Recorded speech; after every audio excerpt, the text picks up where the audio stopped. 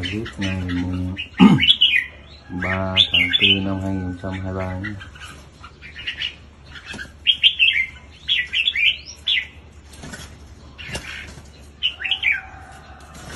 Rồi về hôm qua